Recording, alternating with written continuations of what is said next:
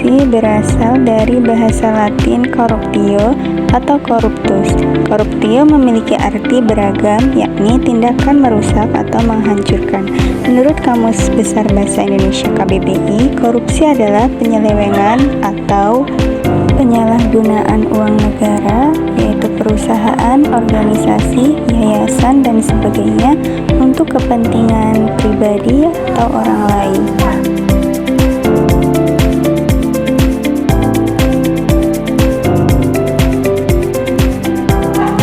Penyebab korupsi. Yang pertama, faktor internal. Ada keserakahan dan rasa tidak pernah puas, ada gaya hidup konsumtif, dan ada moralitas dan integritas lemah, yaitu artinya rendahnya kejujuran, rasa malu, dan iman membuat seseorang mudah melakukan penyimpangan.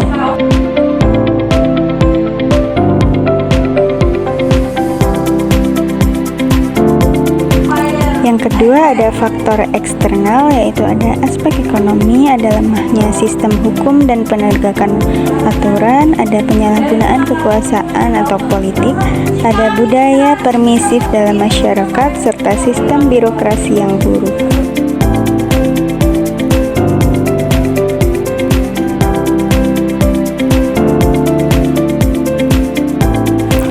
Jenis-jenis korupsi secara umum berdasarkan Undang-Undang UU Nomor 31 Tahun 1999, JO UU Nomor 20 Tahun 2001, korupsi dalam undang-undang di Indonesia dikelompokkan menjadi 7 jenis utama sebagai berikut ini.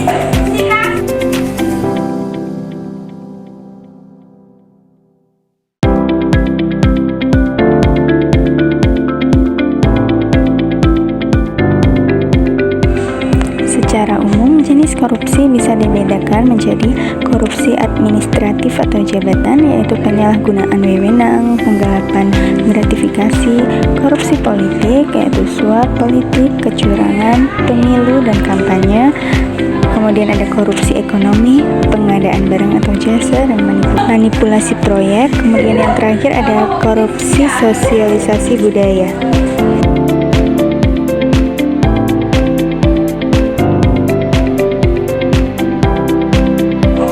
Kita akan membahas korupsi di bidang pendidikan. Korupsi di bidang pendidikan adalah segala bentuk penyalahgunaan wewenang, kekuasaan, atau sumber daya dalam sektor pendidikan, sekolah, perguruan tinggi, hingga instansi pemerintahan terkait yang merugikan keuangan negara, mengurangi kualitas layanan pendidikan, serta merampas hak masyarakat untuk memperoleh pendidikan yang layak.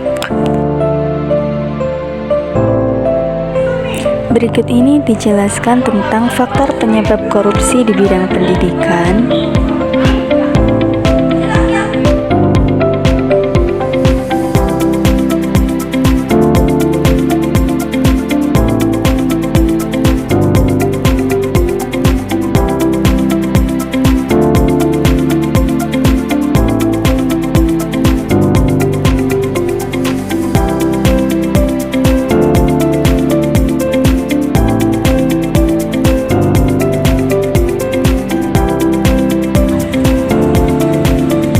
Potensi atau pelaku korupsi di bidang pendidikan.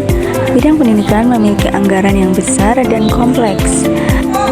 Kondisi ini menimbulkan banyak celah korupsi, antara lain yang pertama, dana bantuan pendidikan, yaitu dana BOS, bantuan operasional sekolah, beasiswa, dan bantuan lain rawah diselewengkan.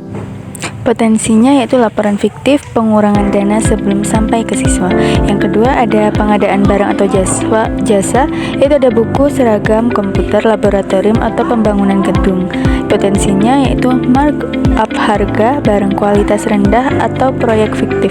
Yang ketiga, ada penerimaan siswa atau mahasiswa baru, suap agar diterima di sekolah atau universitas favorit. Potensinya mengikuti pungutan liar, gratifikasi pada panitia penerimaan.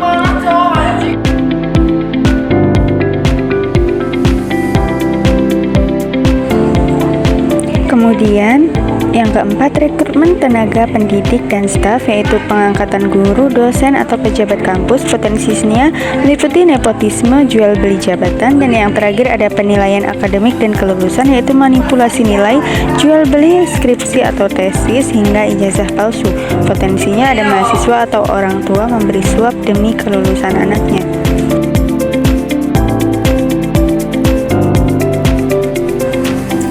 Perangkat perundang-undangan di bidang pendidikan ada 6. Berikut penjelasannya. Yang pertama ada dasar konstitusional, yaitu Undang-Undang Dasar. Kemudian ada undang-undang.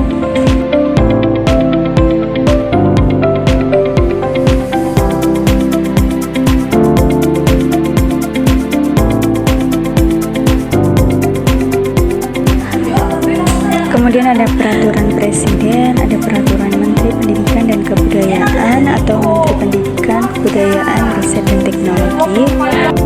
Kemudian yang terakhir ada keputusan Menteri atau Kepmendikbudristek.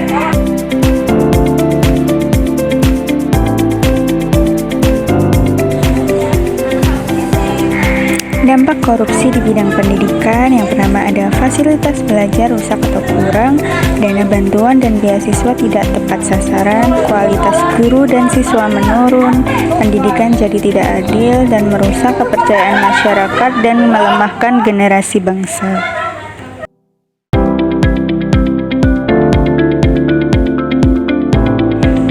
Pencegahan yang harus dilakukan, yang pertama ada transparansi dalam penggunaan dana seperti BOS, beasiswa, dan pembangunan. Kemudian pengawasan ketat oleh masyarakat, orang tua, dan lembaga independen. Kemudian ada sanksi tegas bagi perilaku korupsi, dan rekrutmen tenaga pendidik secara objektif tanpa suap atau nepotisme. Dan yang terakhir ada edukasi anti korupsi sejak dini di sekolah.